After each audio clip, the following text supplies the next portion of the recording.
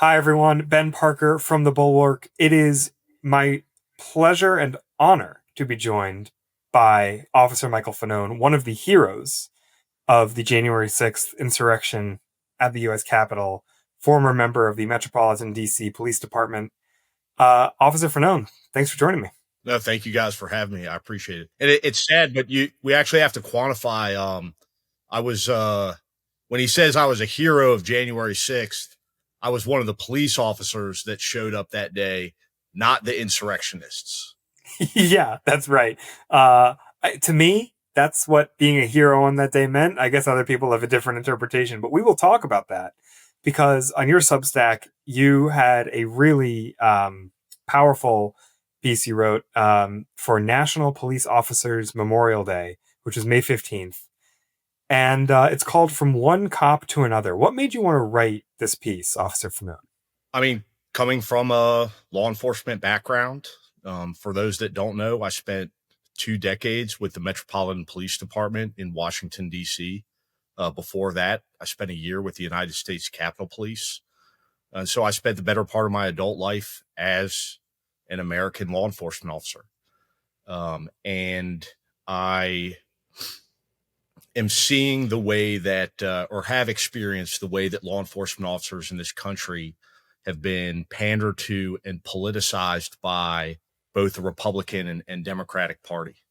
Yeah, we got to talk about this because this is what the piece is all about. It's how politicians use and abuse their relationship with law enforcement for political ends.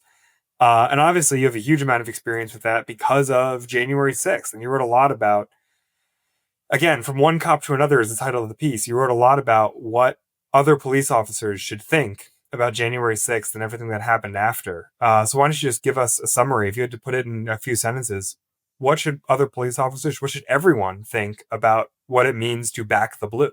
I think most officers recognize pandering when they see it.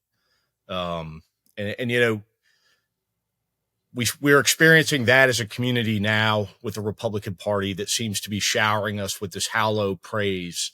And I think it's important for officers to recognize the motivation behind it is because this administration wants you to do things that are immoral and in many cases illegal. And listen, as a police officer for 2 decades, I had what I would probably describe as a high school level understanding of the Constitution, being that I was actually a high school dropout. I didn't even quite surpass that. But that being said, it's important for officers to, in this moment, think about their oath to the Constitution and what that means, and recognize the fact that they work for the American people and they work for the principles that are enshrined in the Constitution and the Bill of Rights, not for Donald Trump and not for MAGA. And you really can't be a supporter of both. And so the purpose of the piece is for officers to hear from another law enforcement officer that perspective and that point of view, and in hopes that it will get them thinking about what it is that they're doing in the moment that they may be asked to do something that is immoral or illegal.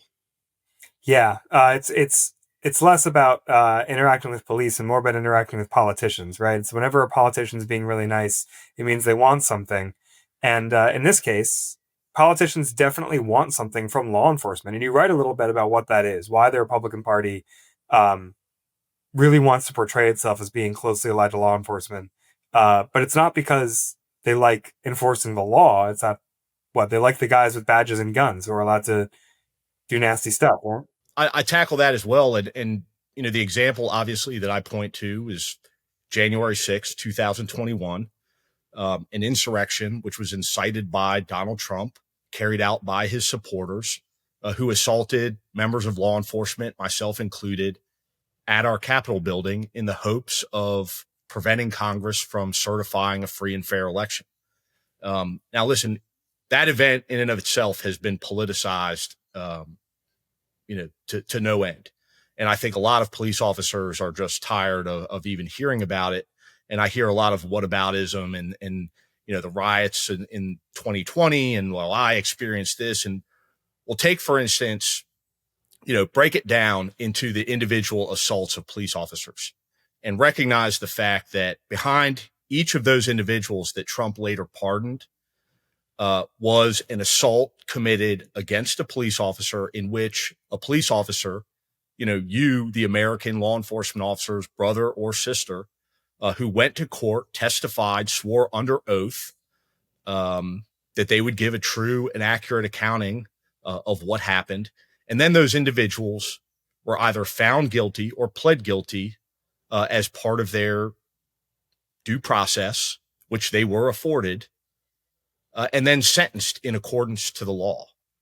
And so how can you support a political party or feel that this political party supports you when they would pardon individuals who were afforded due process after having assaulted police officers and then sentenced to jail time, and then were let go?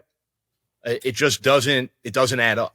Yeah, and it's not just the sworn testimony they provided. We've all seen the videos. If it's been a while since you watched the videos, go back and rewatch the videos, because there's no question about what's happening, right? You and your fellow officers were clearly labeled as police. You were wearing, police uniforms. Some people were wearing the full riot control gear. There was no question. And people were spraying bear spray into your faces, bashing you with flag poles, and I think in one case with a fire extinguisher. I mean, just crushing. You told the story before about at one point they were yelling and grabbing at you, get his gun, right? Yeah, no, the individuals that assaulted me, and there was a total of 5 that were involved in a direct assault of my person. You had Albuquerque Cosperhead, who grabbed me around the neck, pulled me off the police line, and restrained me in this crowd of thousands of individuals. During that time, another individual, Kyle Young, lunged at me, tried to remove my firearm from its holster. All the while, members of the crowd were yelling to get his gun and kill him with his gun. I had Daniel Rodriguez use a taser device and apply it to my neck a number of times. And Wayne Snoots, who restrained my arms, while individuals were beating me with their fists, some with metal objects. I mean, it was a violent and brutal assault. Yeah, you testified at their trials? So none of them went to trial. Each and every one of them pled guilty, admitted under oath, in their sentencing hearings, what they were culpable of, the assaults that they committed against me, accepted responsibility, and were sentenced. And then how did you feel when on one of the first days of his second term, Donald Trump pardoned them and thousands of other people who had also assaulted law enforcement? It was expected, but it still was shocking. I mean, listen, the guy announced his candidacy for his second term in office in Waco, Texas, the scene of one of the bloodiest encounters between the American fringe militia movement and law enforcement, in which numerous law enforcement officers lost their lives. He's been promising these pardons literally since day one, and has stood shoulder to shoulder with members of the January 6th insurrection and called them heroes and patriots. Yeah. And he claims to back the blue, but you were the blue that day. Have you heard from any of the people who attacked you or any of the other January 6th insurrectionists since they've been free? Have they tried to get in contact with you, or have you heard from them at all? No. Yeah, there was the episode, though. We were both at the principal's first conference where there was a bomb threat by some of the Proud Boys. So that maybe counts, I think. Yeah, I guess that's in a form of reaching out. And then Ivan Ranklin and Enrique Tarrio showed up. So I guess. Yeah. And they showed up because they knew that you and Henry Dunn and a few of the other officers from January 6th, they knew you were going to be there. So they showed up to confront you, and someone called in a bomb threat. Yeah. No, they were looking for a viral moment. I mean, that's what it's all about. I mean, there was an article that came out, I think it was yesterday in the Washington Post, that talks about all the money that's being made by these insurrectionists in the aftermath of their pardons by selling swag and, T-shirts and other, I guess, memorabilia. But that's really what I think what that moment was all about. And an attempt to, strike fear into those that are in opposition to the MAGA extremist movement. Yeah. Well, look, I'm going to go out on a limb here. We've only just met. We don't know each other well, but I'm just looking at you, and just from what I know about you, when I look at you, the first thing I think is I'm going to try to strike fear into this guy. That's not my first reaction. Saying he looks easy to scare. No, that's not what I think. So I want to ask you. You spent this long career in law enforcement before January 6th. Did you see signs of politicians trying to politicize law enforcement then? And what did you think about it before it all came to a head during the insurrection? Really, the first time that I ever experienced the politicization of law enforcement on a personal level was, in the aftermath of the Michael Brown shooting, which I believe was in late 2015, early 2016. And then you saw this national media attention turn towards these polarizing events involving communities of color and police officers. And so, on the one hand, I'm the first person to tell you that law enforcement in this country most certainly is not above reform and reproach. That being said, the way that those conversations were conducted and handled was not in any way, at least in my mind, productive. In fact, in a lot of ways, it was counterproductive and it was dangerous to police officers.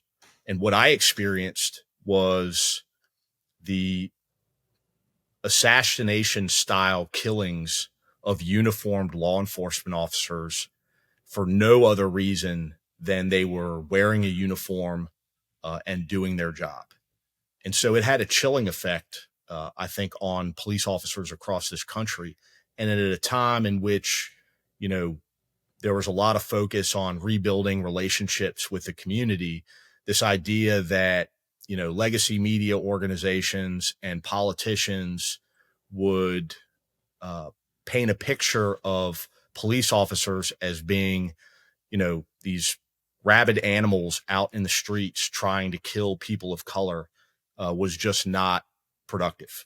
And it was destroying, any headway that had been made in rebuilding some of those relationships. I mean, I worked for the Metropolitan Police Department in Washington, D.C. D.C. is a bastion of far left politics. We were doing progressive community policing before that was even a term. And so, what I saw was relationships that had been built come tumbling down in the aftermath of this. And then, officers like myself, I mean, that was the main reason I voted for Donald Trump in 2016, was because I saw one political party that in my mind was anti-police, that was about punishing people for choosing the profession of law enforcement. Now, whether or not that was the case with, each and every member of the Democratic Party, I mean, I know that for a fact that now that is not true. And obviously, Fox News did a wonderful job of making it seem as though that was the case. But, perception in a lot of instances is reality. And it was my reality. That coupled with the things that I was actually seeing and witnessing made it impossible for me to support a Democratic candidate at that time. And then I saw Donald Trump come along and whisper sweet nothings into my ear as a police officer. And I bought into that bullshit. And so what I wanted to say in the piece was that while, in the one hand, being politicized in a negative light is bad, so is being pandered to and politicized in a positive light. It's all bullshit. You know, if a politician wants to do something good for a police officer, then do your job, draft legislation that, you know, in some way raises funding for training for law enforcement officers or you know, whatever the case may be. But you, we have a Hatch Act for a reason. I don't care if it's a leisurely photo or not. I don't think police officers should be taking pictures with politicians and vice versa. I think that, you know, politicization, regardless of what side of the aisle, is incredibly dangerous in this country. And, you know, we're living that right now. I mean, we literally have a political party in the Republican Party that celebrates the weaponization of law enforcement. Yeah. I think you're right. You know, the best thing to do for politicians to do during campaign season with police is leave them out of it, right? Yeah. Do you think we have a pro-police party in this country today? No. I think that's right. I mean, you know, I'm sure there are a lot of Democrats who take your points about policing very seriously, and I think, you know, there are a lot who have learned a lot since, as you said, the Michael Brown era. I really, you know, the Republicans pretend to be pro-police, but as you said, right, like they're pardoning the people who attacked you and tried to kill you and tried to take your gun and shoot you with it. Law enforcement's gotten, you know, sucked up into the culture war, just like the military and just like any other organization that, you know, at its face, you would associate with, you know, patriotism and, you know, the red, white, and blue and all that jazz. But it's just an incredibly complicated issue. You know, law enforcement is not something that we can just say, all right, we're going to stop and fix this problem. Like, you got to refit the ship while it's at sea. Yeah. And so I would much rather see, you know, politicians stay the hell away from police officers because it doesn't do us any good in the community. Right. You know, some poor schmuck officer riding his bicycle, being forced to do a photo op with like Kevin McCarthy when he did his National Police Week bike ride. You know, somebody's going to go see that guy in the community and say, oh, I know what kind of cop he is. He's a MAGA cop. It just doesn't, you know, it doesn't help. And law enforcement agencies should recognize that, and they should do a much better job of keeping their people separate from these events that are clearly designed as a publicity stunt. All right. So I would be remiss if we didn't talk about the very last line of your piece, because you give a little bit of advice. You say, the next time your MAGA-loving supervisor gives you an order that is contradictory to the principles and laws enshrined in our Constitution and Bill of Rights, the one you swore to uphold, you told them what to say. What do they say? I told them this is America and you should go fuck yourself. Michael Fanone, thank you so much for joining me. Thanks for watching The Bulwark. Make sure you like the video, subscribe to the page, leave a comment. And if you really like what we're doing, come on over to thebulwark.com, become a Bulwark Plus member. We'll see you back here next time. Thanks, Ben.